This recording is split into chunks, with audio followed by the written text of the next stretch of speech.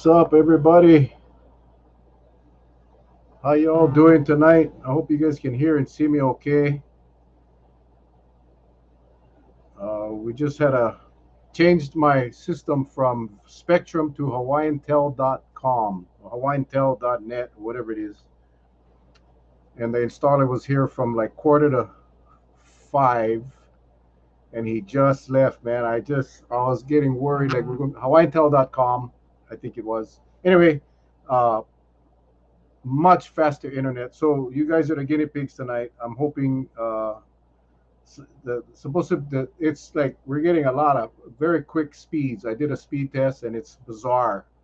More than twice as fast as Spectrum, half the cost. It's incredible. So I'm keeping my fingers crossed that the stream holds up.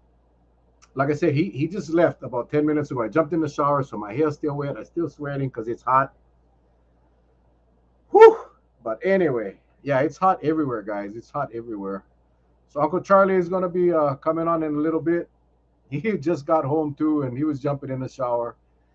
Auntie Dane is on. Auntie Dane, how are you? I hope you're recovering well on Oahu. Wow, I'm shocked to see you on here. Prayers go out to you for a quick, full recovery. You can get back home to Kauai.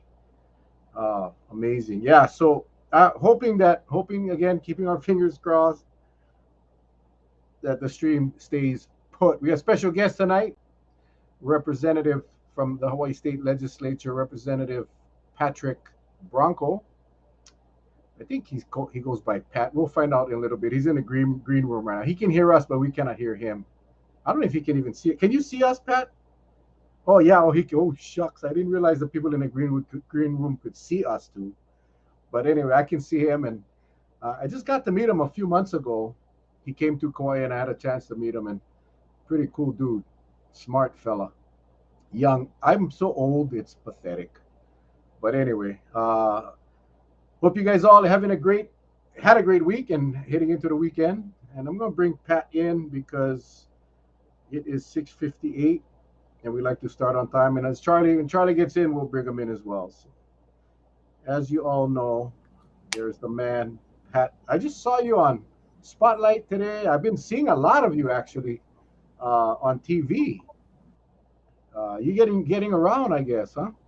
Yeah, we're making the circuit right now. So it's the only way when when you run for office, that's how you get your name out. So Yeah, yeah. I mean, I had not heard of you until we met, and then once we met, then it's all of a sudden I hear a lot. Maybe I just wasn't paying much attention with what was going on at the legislature like I used to. But I appreciate you coming on tonight. You like Pat or Patrick? Pat's good. Thank you. Pat, okay. Thank you. For those of you that don't know, um, Pat is running for a congressional seat, U.S. representative seat that Kai Kahele will vacate, uh, Congressional District 2, CD2. So I'm going to let Pat introduce himself because this young man has done a lot of things, and I'm not going to steal his thunder. We'll let him introduce himself. Um, but we usually wait a couple minutes, because we technically start at 7. Me and Uncle Charlie comes on about 6:45, really to test the system, make sure it's working, because we've had some blunders in the last over 2 years now. We've been doing this, and that's the worst when the stream goes bad or the internet is having problems, and that's one of the reasons why when fiber became available in our house in our subdivision, which was just recently, I signed up for it. So 30 days free trial. If you guys are interested, shoot me a memo or a message. I'll send you the guy, the sales guy that he was walking the neighborhood. The guy was like old school sales. Really cool guy from Oahu. I got to know him really well. Uh, and so yeah, if you're interested in HawaiianTel.com, I love it already because it's fast. This thing is, and I did a speed test. You know how you can do the internet speedtest.com or whatever it is. Over 500 gigabytes or whatever the heck they use compared to my 140 with Spectrum. So I'm gonna love it. I can see I'm gonna love it. So anyway, It's Friday night. Pat Branco, welcome to the show. I'm going to turn it over to you, and you can share a little bit about yourself because I think people are going to be pretty quite impressed. All right, here you go, Pat. Floor is yours, buddy. Thank you so much, Mel. It's a real pleasure to be here. A little bit about myself. I'm Pat Branco. I'm the current state representative for Kailua and Kaneohe Bay. I'm a local boy born and raised in Kailua. My family moved to Kailua in 1953. My papa was from Ulupalakua, Maui, and my grandmother was from Curtistown on Hawaii Island. And they got married and they brought our family to Kailua. And the reason why they came to Kailua, because back in the day, if you couldn't believe it, used to be dairy land. And so my papa wanted to raise cows, and so that's why we actually came to Kailua, was so my papa could raise cows. So my family's been in Kailua for a while, but I grew up with my tutu. There was all of us in one big house, multi-generational household. I have seven younger cousins. We all grew up sleeping next to each other on the floor. But it was really great. It was a real, ohana. This is kind of what everyone kind of grows up with, these big families. And I'm very honored for that, because that actually taught me a lot. I went to the Kamehameha schools, and then after Kamehameha, I received a full scholarship at Hawaii Pacific University, where I was a student body president. And I also received a scholarship from the State Department to study Korean. And when I was in Korea, I met a bunch of diplomats, and they told me that if I like languages, I should consider becoming a U.S. diplomat. And I'll just put out there, you know, I've studied several languages, but languages is still very difficult for me. But I considered it, and I applied for a fellowship, a congressional fellowship. This fellowship was named after Congressman Rangel, and Congressman Rangel was an African American congressman from New York, and he would travel all around the world, and they always thought he was the driver. And so what they realized was the face of America diplomacy wasn't reflective of the diversity of America. And so he created this program that selected 20 young people from across the country. I was the first from Hawaii to be selected, and they paid for my master's at Johns Hopkins University. And then I did my training on the Hill in Congress, and then on in Embassy Seoul. And so during my diplomatic career, I served in Colombia, Pakistan, Venezuela, and with the Secretary of State's team in Washington, D.C. And I did that for 8 years. But Hawaii is home, and I knew that I had to come back and serve our community more directly. And so when Representative Cynthia Thielen announced her retirement, it was January 2020. I moved back home, and we started knocking doors, and it was great. And then the pandemic hits. Traditional campaigning just wasn't possible because you couldn't go door to door. And so what we started doing, my family and I, we made these kupuna kits, which was basically a Ziploc bag, and it had applesauce, canned soup, gloves, tea bags, all kind of stuff. So it basically was like one meal for kupuna. So we delivered 500 of those. But when we were out there, we realized that people needed masks. And so my grandma sews, I don't sew. So what we did was we set up luau tables in our garage, and every morning um, I would go to the fabric store, because back then you couldn't buy elastic. You could only buy 2 yards because there was always runs on the elastic. So I'd go every morning, buy the fabric, whatnot, and then I'll come home. We would cut. My grandma would sew, and then my aunts would help and put them in package. So we were able to deliver almost 4,000 masks into our community free of charge. My tutor told me if we're gonna charge, we're not gonna do this. And so that was really important in our campaign. I think people saw that, you know, we were committed and we were doing the good work of the people, and that got me elected in November 2020. And I've been in the state house now for 2 years. I'm the vice chair for the Water and Land Committee, and I also serve on the Finance and also the Corrections and Military Affairs Committee. And we've been able to do some significant work there while we're in the past 2 years. But you know, you never choose your time of service, but you can choose the way you respond to that call. And so when Congressman Kahele announced that he was not seeking reelection, I started getting phone calls from our community members as well as others from across the islands asking me to consider the seat. And so it took me a while. I was like, I'm happy. I'm happy to be home. I'm happy to be serving my community in the state house. But people kept on saying, you're the only one with significant DC experience and the practical on the job experience, and we'll be able to stay there for a long term to build something for Hawaii.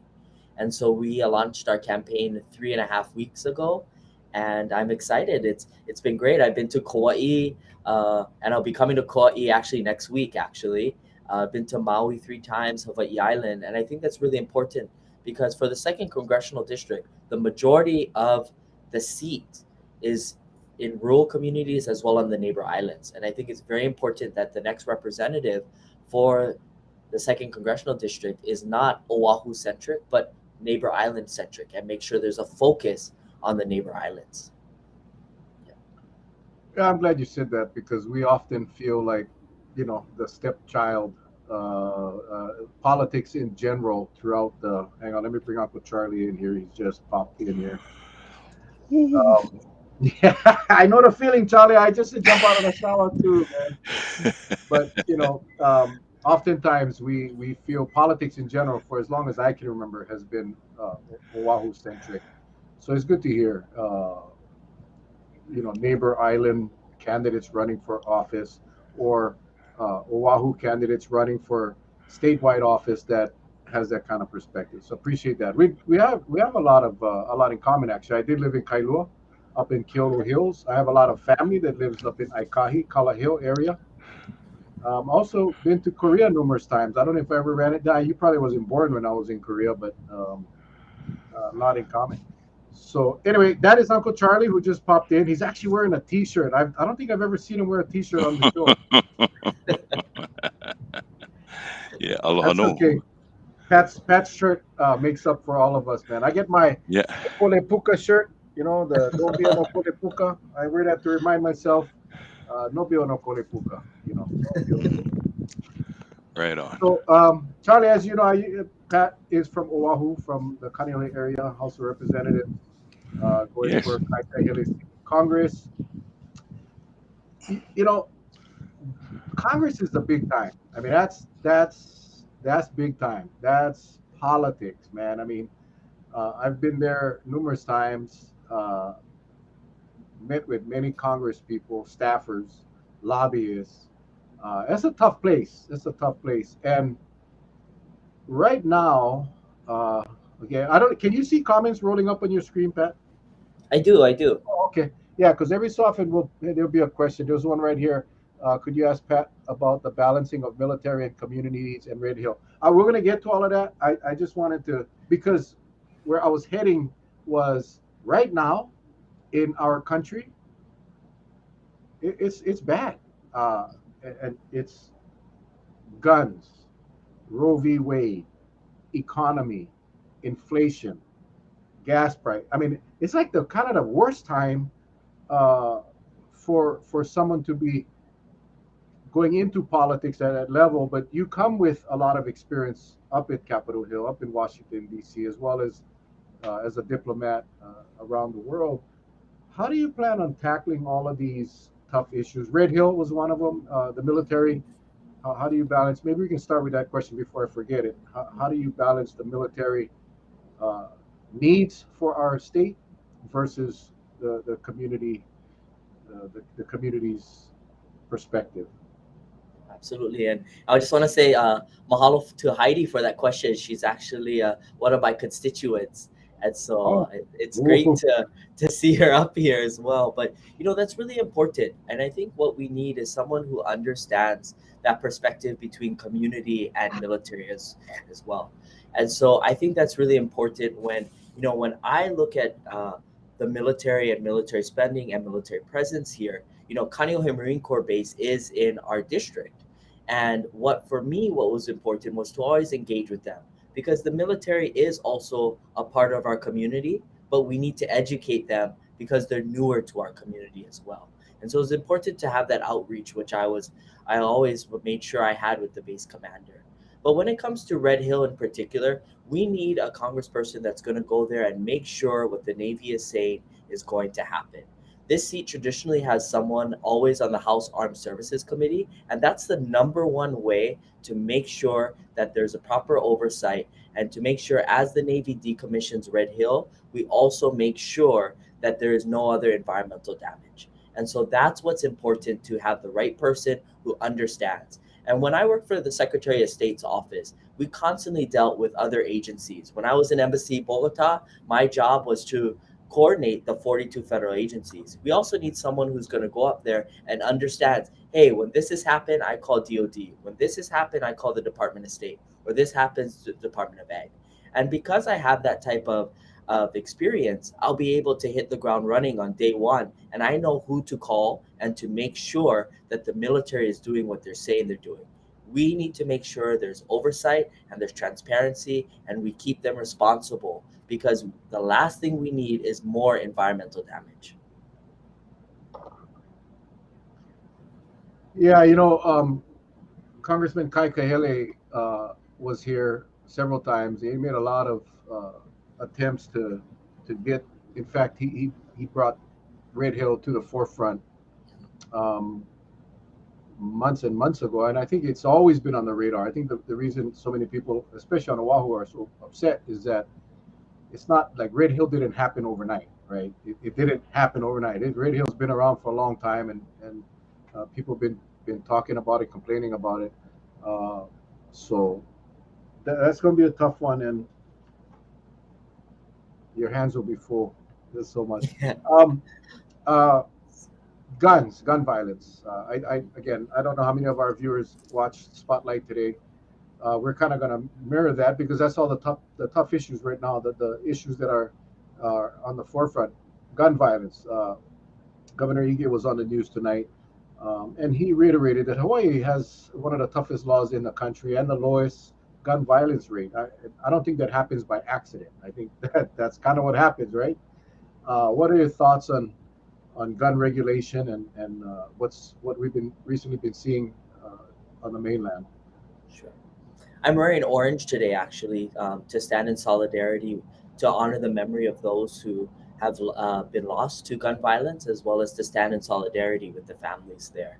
The first bill that I actually passed in the Hawaii State Legislature was the prohibition of possession of ghost guns. Ghost guns are these unmarked, unregistered guns that can be partly made at home. And the reason the issue came up to me was actually when I met with our police officers. They were sharing me that they were confiscating these guns, but there was a loophole in the law. Production was in the law, but production was in the law, but possession was not in the law. And so these were how these cases were not getting prosecuted. And so they were sharing me with cases where they found 168 of these weapons. And so they shared with me, and that was the first law that we passed. With the work of SHOPO, our police union, and the Attorney General's office, we were able to close that loophole to keep these dangerous guns off the street. And so this is the type of perspective that I come with, is, a very common sense perspective, to make sure that there's no loopholes to the law and that we're doing everything possible to fix that. And I am a supporter of universal background checks and also red flag laws. But we also need to make sure that we're passing common sense laws that also ensure the Second Amendment as well. I see Charlie chomping away. I bet Charlie's eating Skittles. I bet you he's eating Skittles. I can tell by the chew. Yeah, see. There's a different texture to his bite when it's a Snickers versus a Skittles. No, I'm kind of excited with the question that was posed and answered. I'm just curious from your standpoint, why is it that we have a hard time passing like a three strikes bill? I mean, everything is geared up because we don't have enough space. We don't have enough space. We don't have enough space. If that's the mindset, then I guess it's dictated that if a facility can only hold 100, that's all we're going to hold is 100 criminals. We'll let the rest go. That's what it seems like. So now, we talk about ghost guns, yes, but it's been around for a while when people, there's federal statutes. You can't be shaving off the serial numbers from guns, right? And so why isn't the law? I mean, they did some damage by going in and making DUI laws a little tougher when all those years, because I was part of the DUI team in the 80s. And, we went hog wild taking DUIs off the street. And we were pleasantly surprised that in the courts, the judges felt that it had to be done, and we presented the facts, and they sided with us. And I'm not saying that we won all of our cases, but if you have a sound case, then the penalties are such. But when we go after something where the laws are almost like a patty cake approach, the bad guys are just looking at it and says, okay, no, if we're gonna have three strikes you're out rule, they're gonna play it until the two strikes, and then they'll tone down after that. But they'll probably do enough damage on the first and second go at it. So why do you think there is it almost seems like there's not enough will to really put something down real solid and hard? It's a good question. To be honest, I haven't um, really thought about this, and I would like to also just hear more about your perspective in that. Right now we're seeing across the state that crimes are at its all-time high, and people are feeling unsafe. And this is the time that government needs to respond accordingly. But that's a good question, and that's something I'll look into. But I'm not sure why there isn't the will.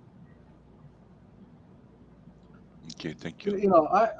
I am pro Second Amendment, and I saw I think it was who was that Janelle's comment. It's not the gun that kills people; it's people that kill people. I am pro Second Amendment, even though my son was murdered with a gun, and we're so sorry, Janelle. We know that story, and it's heartbreaking. It's almost impossible to get a gun in Hawaii, whereas you can get one from Walmart on the mainland. You know, I am pro Second Amendment. I'm a sworn law enforcement officer, sworn. So I have a right to carry a gun. But if I go out and in Hawaii, if I go out and want to buy a gun, I still have to go through the 10-day waiting period. In fact, it's longer now.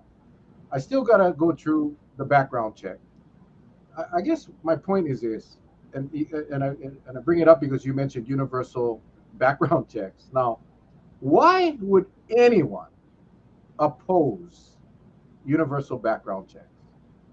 Why would anyone across this wonderful country of ours be upset that you would be required to have a background check done to make sure that you don't have some crazy past that may not be known in the little community that you live in now?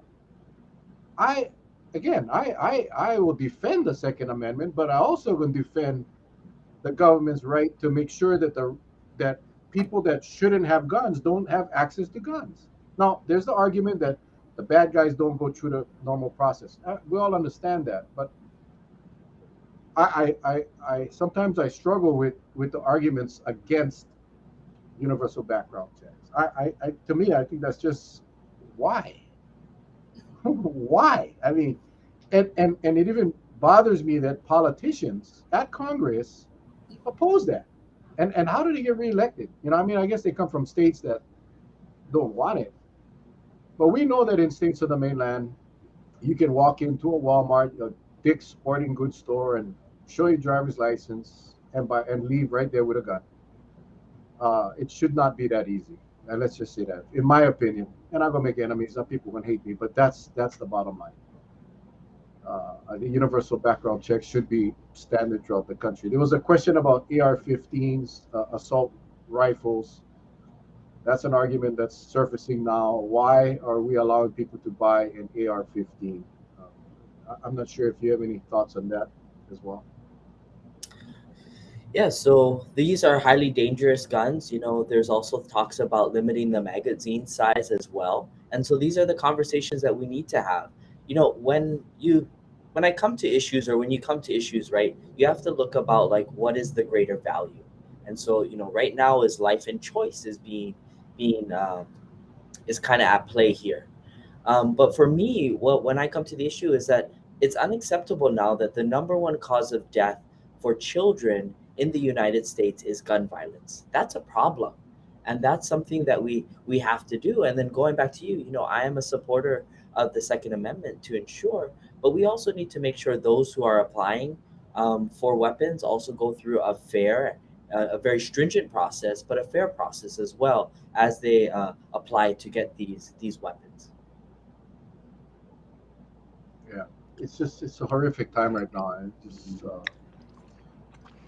All right, all Well, right. let me ask you Oh, go ahead. one last question Yes. because it's still on the tip of my tongue, I guess. You sure it's But not a skittle? it is a skittle. But you know, when you have when we purchase weapons, right? Some people purchase that for hunting, for home protection. I still need to know why people feel it's okay to walk out in the public with it. Plain and simple.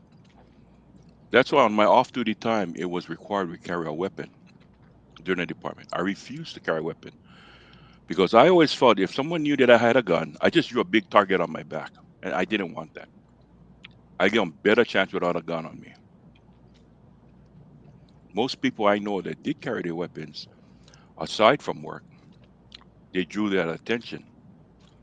So I'm just wondering why the bad guys feel they have to have a need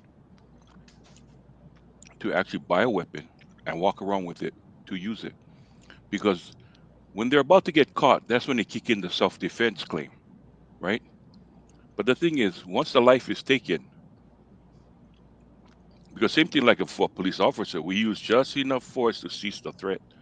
We don't go overboard and kill the threat. That's not what we're trained to do. So I think a lot of these guys that do have the guns, they just keep on going and they put the pedal to the metal and I always used to tell the rookies, hey, once you let that round go down that barrel, remember now, you cannot call it back. Whatever it's aimed for, it hits its target. You got to live with the consequences. So be real careful why you decide to point and aim. So even if you're at the range, they tell you don't point the weapon at anybody. I mean, common sense. But I'm still trying to understand why they feel the need to walk around with a weapon, especially those states where they have the open carry law, right? It's almost like who get the bigger gun. Well, let's see, right? Two guys entering from different ends of the main roadway that leads through the town, and it's a standoff.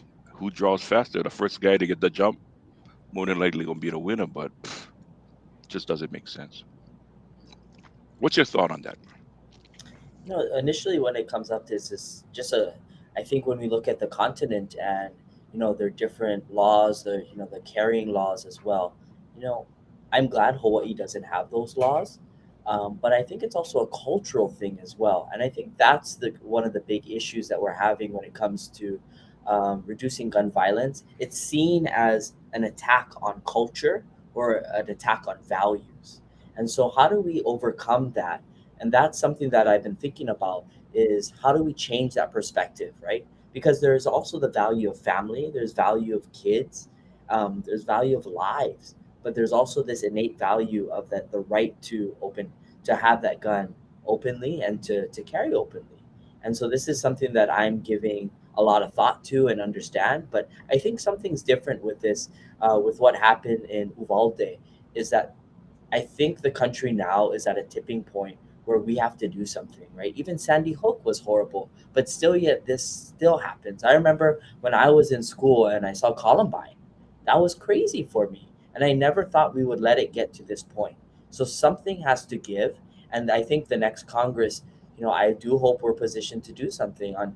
And I'm also seeing too that it's right now also, I don't know what it is, but it's becoming not completely a bipartisan issue, but I've seen Democrats aligning and also some Republicans aligning as well. Well, they're getting the pressure from their constituents now. I mean, I think but again, politicians have short memories, yeah, and sometimes the general public do as well. So right now, the fire is hot, and Congress going to try to respond to the needs and desires of their constituents. The key is to not let it simmer quiet down. The key is to keep these tragedies in the forefront so we can do what is appropriate. Again, I mean, I, I will defend the Second Amendment, but I also think some people should not have guns, and that's going to be the challenge. Is how to create these laws that will do the best. Nothing is 100%. I mean, it's like a a driver's license, right? I mean, some people use driver's license to, I mean, vehicles to cause havoc and kill people. They run people over, they smash people. You never know when that's going to happen. You never know what the trigger will be. So it's making sure that we do our best as a country to not allow people that shouldn't have guns have access. And black market would always be there. So anyway, Roe v. Wade. It's another one. I mean, this the kids of this generation, the high school kids of this generation, is getting a lot of real life. Their papers that they write is not about what happened in the past. It's about what are we experiencing right now, which is so different. What are your thoughts, man? That's a big one. Absolutely. When there was the leak from the Supreme Court, I was horrified. Justice Ruth Bader Ginsburg wrote in her opinion on the Roe v. Wade case that she would have preferred there would have been legislative action concerning Roe v. Wade instead of it going through the courts, because there would be constant attacks, which we see. And so if I'm elected, I will work with everything in my power to codify Roe v. Wade into law. This is really important that we do, but also we need to do more than just codify the law. We also need to make sure that we help with the stigma of getting an abortion as well, and making sure those who, women or families that are going through these difficult situations feel that they're properly resourced. I just want to point out too that currently in Hawaii, we were the first state to pass the abortion law, and we are considered a very friendly place in terms of the issue. But only Oahu and Maui are the two only islands that have abortion clinics. And if you're on Hawaii Island, you have to drive to a hospital. We have to look at this as also a healthcare access issue, because not everyone has $200, like for example on Kauai, Molokai, Lanai, or even Hawaii Island, to fly to Maui or Honolulu to get an abortion. And so what we need to do is make we have to lower these barriers to make sure that all those who are going through these difficult situations has the ability to receive the choice if they decide so. Marlene, you're not stupid. There is no stupid question. Marlene says, "Sorry, I'm stupid. What does codify mean?" Codify Codify simply just means making it law, as opposed to having the judge or a court decide. It's making passing the law so it is in the law books and not in the courtrooms.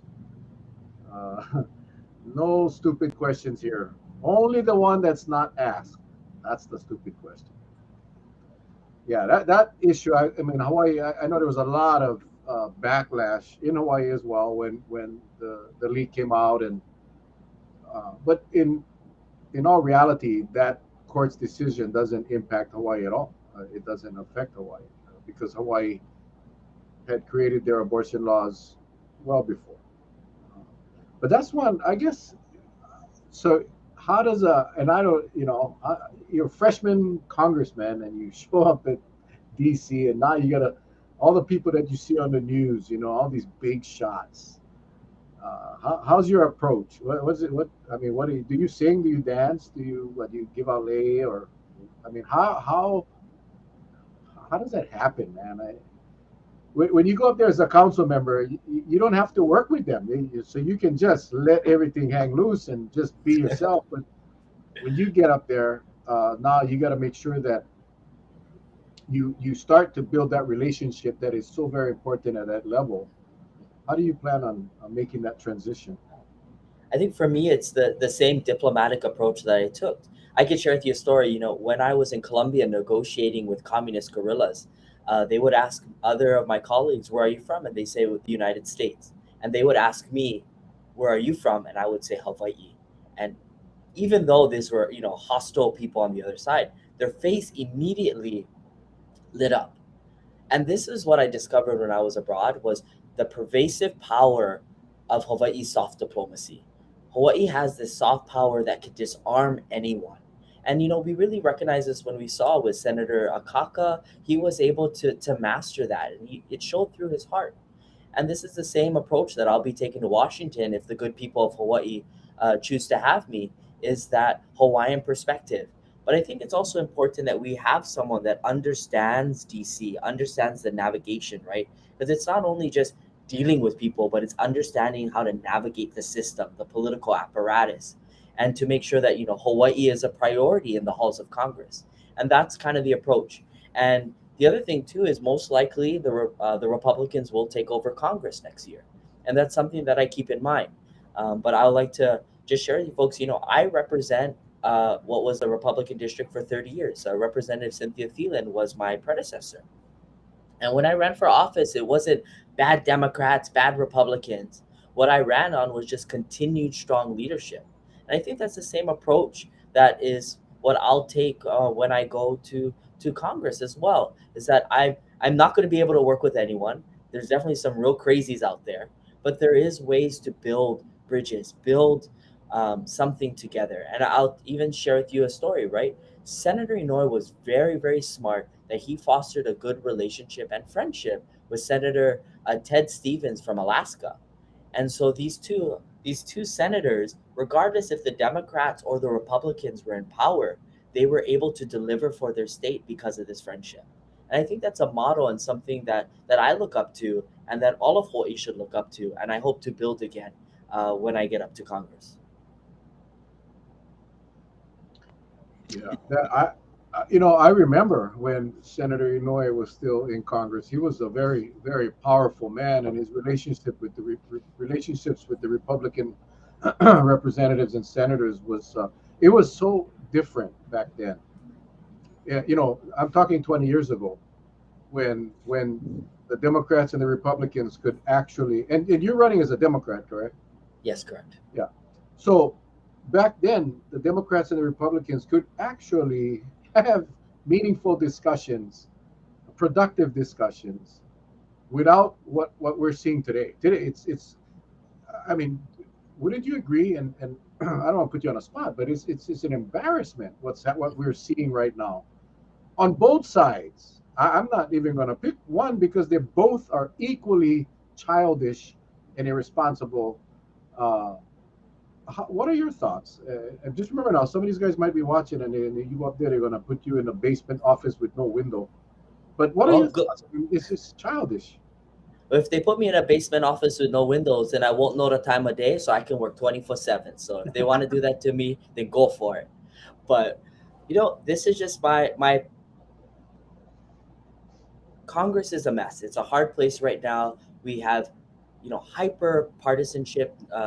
No one wants to work together, and that's a problem. That's a significant problem for our country because we also have very large outside threats as well. We have climate change. We have a rising China. We have Ukraine and Russia. When our country is divided, we can't put our joint resources together and focus. Our country has amazing ability when we work together. Look what we were able to do. We brought so many people out of poverty. We were able to pass civil rights. We were able to also provide democracy and freedom around the world. And that's a big problem. And I think that's where my politics stand. I am a proud Democrat, but also I show respect and understanding to others. And that's been my career. When I was a U.S. diplomat, whether I was in Pakistan, Colombia, Venezuela definitely was on the opposite side of the United States. But being able to build those bridges are going to be crucial for Hawaii. But also, I think it's something that we need in our country. We desperately need the ability for us to cross those bridges and work together. Well, let me ask you a question that, again, that's on the tip of my tongue, and that is, many times when we're looking at candidates that's going for a certain office, and I know you have to put your best foot forward in what you try to say, but I guess there have been so many harmful candidates or harmful politicians that left a stain on how we view things. It's sometimes we have a hard time looking through the smoke screen because we've been hurt too many times. What do you think you can be or do to get away from all of that? Because there needs to be an approach where we're just gonna say, hey, we look at it for what it is, and if it's a thumbs up, it's a thumbs up. If thumbs down, it's a thumbs down. But right now, everyone is so shell shocked. We just don't know what to think. I said, because I believe you're sincere, but yet we've heard it many times. And I'm not saying from you, but others, and we saw how badly things have turned. How badly things have turned. What do you think you can do to convince the people out there why you'd be the good candidate? I think right now, us as lawmakers, we have to earn the trust of the people back. And when you look at it, right, when, for example, I wrote a letter to Governor Ige in early January requesting that the Capitol be open. Ala Moana was full of people, but the people's house didn't have the people in it. That's a problem. And already, when it comes to politics, they think of us as someone who's not in the, like, very distant from our communities, very distant from our people. And also, it didn't help too that in this past legislative session, two um, legislators got convicted for taking bribes. That's a problem out there. And we have to build the trust. And, you folks may just know me, and, it's also my record. I think you can see that, I've committed my entire life to public service, but also I think it's important to also know who I am as a person. And so I'll just share with you a little bit too about my family background, right? I told you I grew up in a multi generational home, but my mom was a teenage mom, and my dad didn't finish high school, and he had to work two jobs to send my mom to nursing school, and I sat in the back of her class. And this is the type of mentality, and this is the type of roots that I have. I'm not from a politically connected family. I'm not from a rich family, but what my parents taught me was growth and grit. And that's what I'm saying, is that I will be able to bring that mentality to Congress. I'll be able to work hard for you folks. And the other thing is, I really want to do something.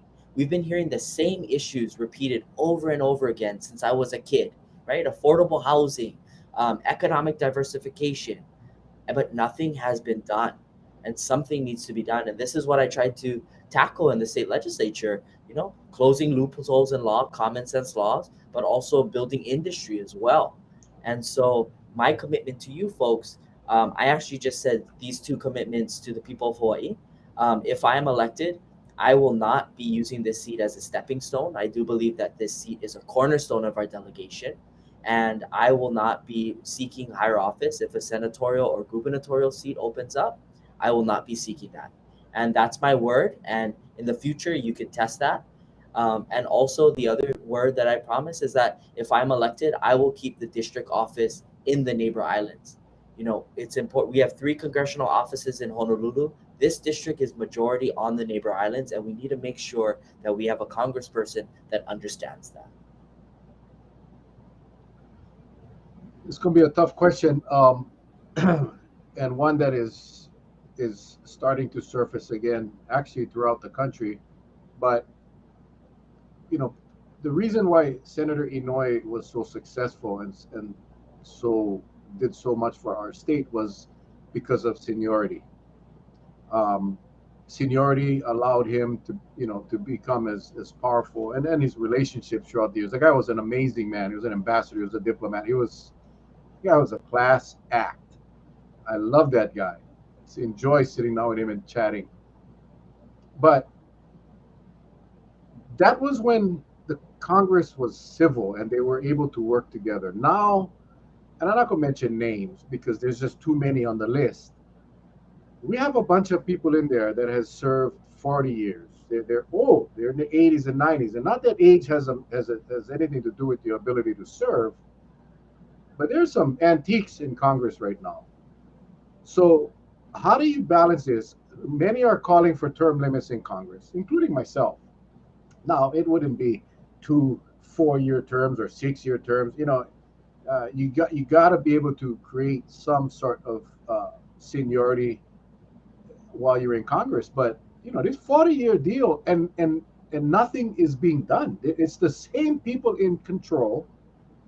and they've built up so much power and so much influence that you cannot get them out unless they die.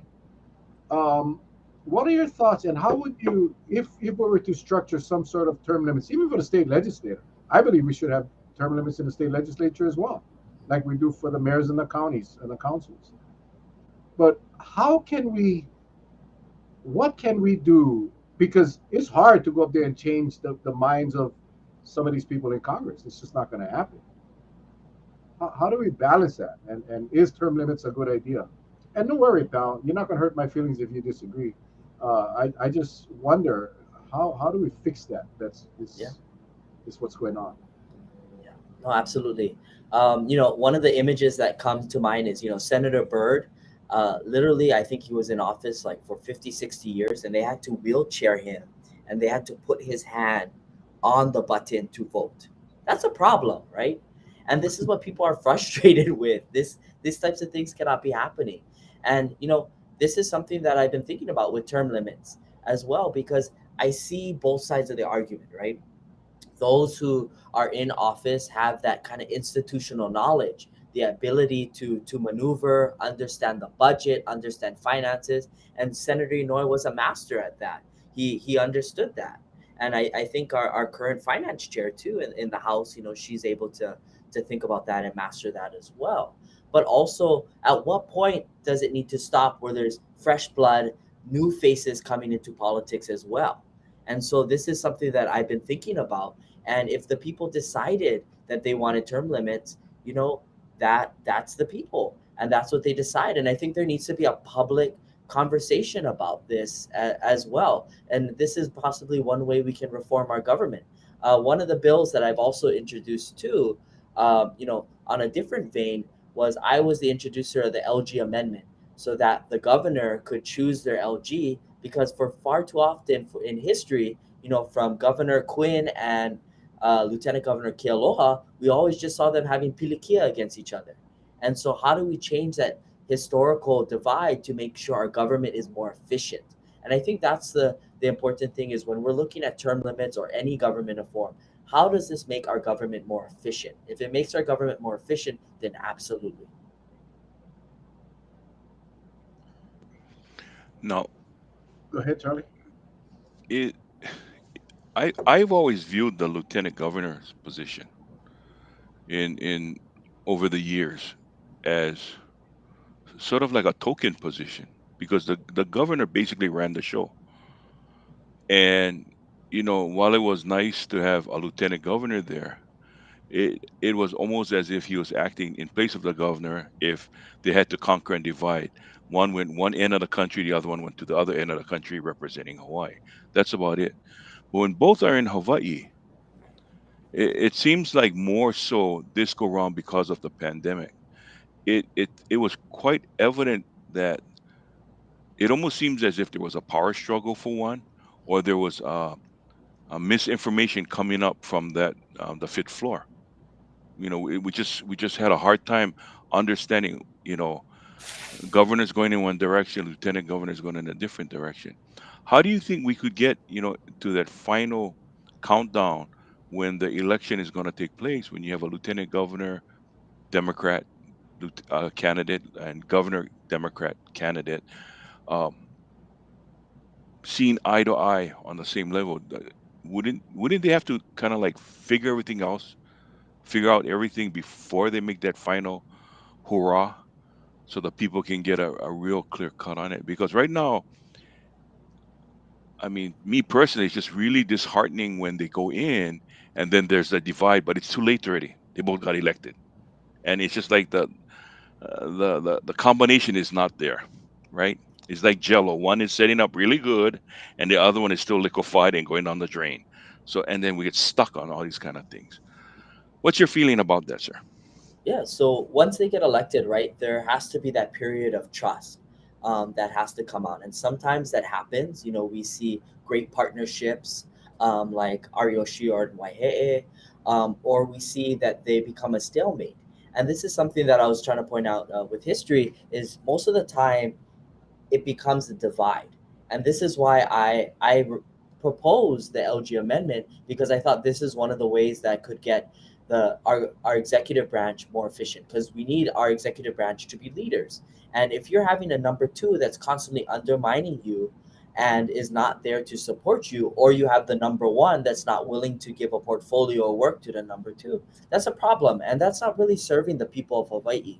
And so this is why I proposed that measure, is because I felt this was one way that our government could become more efficient, that we had a united team, a united front that was working together and that could do better for Hawaii. Thank you. What happened with that effort? It never it just didn't pass, or what? What It was? didn't pass. I passed it. I introduced it twice, and it hasn't passed. But it's good to know that actually the second time I introduced it, there was two senators who introduced it in the Senate, and so I do believe that it's getting momentum. And I think this is something that the people of Hawaii should decide. And it just also to point out to our viewers too that it wouldn't be the legislature that decides. If this passed, it would actually be a constitutional amendment that goes on the ballot, and the people of Hawaii would decide whether or not to change our government. This was another struggle I've had with Hawaii politics. Probably happens all over the country. I just don't know. You know, that to me makes perfect sense. Why would you have these two people could technically, possibly dislike each other? Yeah, because you have all these people running for governor, you have all these people running for lieutenant governor. They don't all love each other. And then the highest vote getter wins for governor, the highest lieutenant governor vote getter gets the lieutenant governor's position. And now you put two people together who may not like each other, who may not be compatible, and now they got to work as a team. So it just makes sense to me that you would have the governor and the lieutenant governor run as a team. Yeah, that would be on the ticket. It would be the governor and the lieutenant governor running for the office on the Democratic ticket, the Republican ticket, independent, green, yellow, purple, whatever other parties, but they would run as a unit. Why wouldn't that make sense, right? Now, okay, so I can understand how some people may not agree, but that decision should be left up to the voters, to the constituents. And I always struggled with legislators or council members that did not want to put something on the ballot, regardless of what it was. Because when you want to improve government, this whole crap about this is how we always did it, no, that shit don't fly no more. Yep. Put it on the ballot, let the people decide. And you do what the people want. And that was always a problem. I don't know why people don't want to do that. And that's just crazy. That's just Hey, crazy. let me ask you. I'm going to interject what you just said there, Mel. Has there ever been a time when the people really liked the governor and they voted him in, yet the lieutenant governor that they really liked was on the other party? They never did line up, right? They wouldn't Uh, allow that, would they? well, no. Yeah, you. But why? But why? Well, because in the general election they run as a the highest vote getter and the highest vote Yeah, getter, they but run as I a think it's team. just a lot of wasting money. I mean, if you know at the very end, then you get to vote on the tool. Hey, why don't you just call it out from the start? Well, you may as well put a Yeah, Republican lieutenant governor with a Democratic governor, because that's kind of what happens, right? If you're not compatible, it yeah, doesn't matter what your party is. You you- remember Shan Tzutsui, right? Shan yeah. Tzutsui, lieutenant governor, great man. He had a great vision. He never got along with the governor You know why? They both the because same he height. got That's the reason why. well, he got the basement office without the window, and he said, "Screw you," you know. But there was a time where the lieutenant governor's role was elections. Yeah, remember when, I don't know if you remember this, Pat, but because you're kind of young, but there was a time that elections was under the lieutenant governor's office, and that was that. He had a purpose. They have no purpose now. It's they get in, like Charlie said, it's a stepping stone or whatever it is, and then our current lieutenant governor has been campaigning for governor forever, and utilizing all that free media and press and stuff. But no real, with COVID, the governor gave him something to do. But there needs to be a better working arrangement between a governor and a lieutenant governor. That's I guess the point you're trying to make, and I'm kind of upset that didn't make it to the ballot. Anyway, We got about 10 minutes left. I did want to give you an opportunity to share whatever, share your heart with our viewers and No, convince us or share with us why you think you're the best candidate. I know you give us your little background and all of that, but uh, why should Melissa, Janelle, Ed, all of us here, and this our audience is statewide. This will be seen by a lot of people tomorrow and the next day and the next day. But why should any of our villagers vote for Pat Branco for Congress? absolutely. I think one first thing I want to share about, we didn't get too much into policy, but I wanted to talk about some of the things that I'm interested in working on in getting to Congress. The first thing is making sure we have the proper support to our agricultural communities. This has been critical. I was with ranchers in Hawaii Island. I was up country with some farmers, and they feel like they're being left out. They feel like they're not being heard and they're not receiving the proper resources. And so this is really important to me to make sure that I can build the relationships if I'm elected to make sure that we get a proper funding, grants, monies into our rural districts to make sure our farmers, our ranchers, our business owners are getting the tools that they need. Whether it's infrastructure spending, and I'll give you one example that is really important and near and dear to my heart. I was up at Thompson Ranch on Ulupalakua on Maui, and they were sharing to me that how the access deer issue is becoming a major issue for them, and it's destroying their grass fields where they're not able to ranch, and they're having issues with drought. And so one of the areas that is really important, I believe, for the congressperson is to make sure that these resources are coming, especially with the access deer. One of the biggest issues is the access deer can actually come to market as meat to feed our people. And so one of the biggest issues is we don't have enough USDA inspectors to bring this. And this is where the congressperson can come in and make sure that we have enough inspectors to bring that meat to market and to feed our people.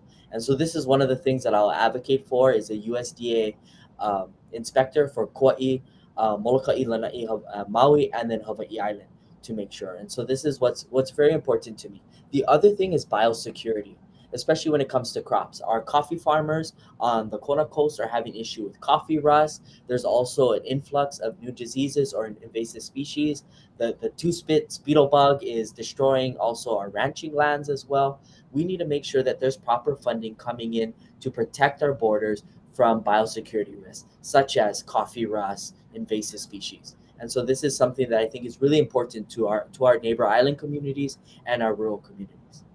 The other thing I want to focus on is veteran affairs. Hawaii has the second largest per capita population of veterans. I'm proud to say that I come from four generations of veterans. My great great grandfather, a pure Hawaiian from Ulupalakua, served in World War One. But we need to make sure that our veterans who gave their lives as well as gave time in the service are taken care of. And so it's a shame that we only have one veterans home on Hilo and we're only building one on Oahu now. We need to make sure there's one on Kauai, Maui, and we should have two on Hawaii Island, Kona side and Hilo side. And so this is really important to me to work on this. This is also critical because we have a big homeless population, and a lot of them are veterans, and a lot of the low income people as well are also veterans. And so if we were smart, we would leverage those federal resources to give reprieve to our own social welfare programs to make sure we have more resources to help the whole.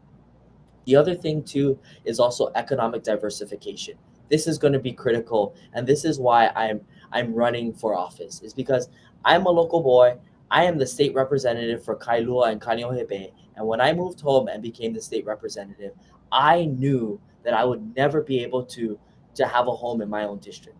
Who can afford a $1.5 million home? 1.2, 1.3, whatever it is. I cannot afford it, and for too long and for too many of us are moving to the continent, and that's changing. So it's important for the next congressperson to also build industry.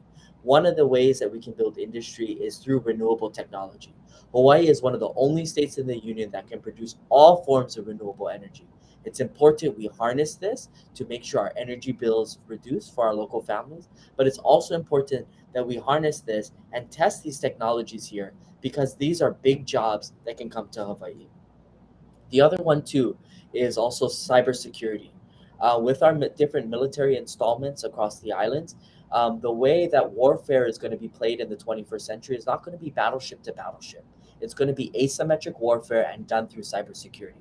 And when we look at cybersecurity jobs, they're looking to hire those who have background in artificial intelligence, speak different languages, come from diverse backgrounds, and able to be in the Pacific region.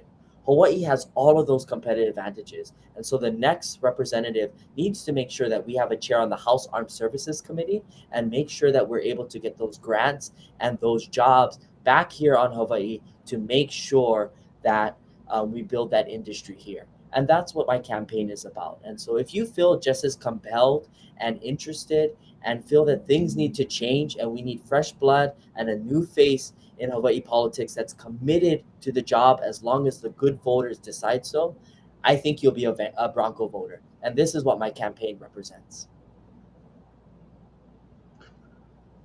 I just get one request. It's not a really big request, but for the 14 years that I served on the council, going to Congress every single year, I've asked for a federal highway on Kauai Island because traffic is bad. We no more land for widen our roadways. Really, I know I'm gonna piss a lot of people off because they don't believe lanes are the answer, but uh, we need another highway, Mauka.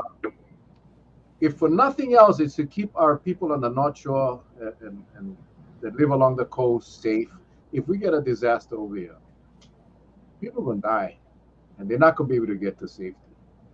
Uh, I've been preaching or screaming that for a long time, and it's so funny. Every time I go to Congress, whether it was Inouye or Akaka or Tulsi or every single one of them, I said, hey, if you do it, we can name the highway after you.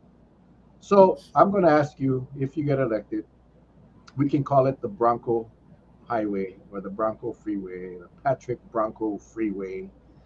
But we gotta do something. Anyway, that's kind of a joke, but kind of serious as well. I was going to say, let's name it the People's Highway because if the people want it, they should get it. Well, one of our most strongest veteran advocates here, Mr. Kawamura, here on Kauai, had a plan submitted years ago, and he wanted to call it the Veterans Highway, and that went nowhere. But anyway, Patrick, thank you so much for being here. Charlie, you get any questions or comments for Mr. Branco here? Are you related to Alan Branco? Someone just Uh, asked. if Alan Bronco is from Pepe'ekeo or Hilo on Hawaii Island, that's my family. That's the Portuguese camp all my family came from. Oh, okay. This one is from Kauai, but I don't know if he get family up there. But I Yeah. think Wow. it's like the Raposos. We're all related. Yeah. And my Puerto Rican side is Raposa, actually. So, Is that what they told you? That was Puerto Rican? Actually, it's Portuguese. They just whenever like you think he was Portuguese, but hey, viva la Portugal, uh, boy. Charlie, any questions or? Well, I want to say thank you to our guest. I mean, very, very, very informative.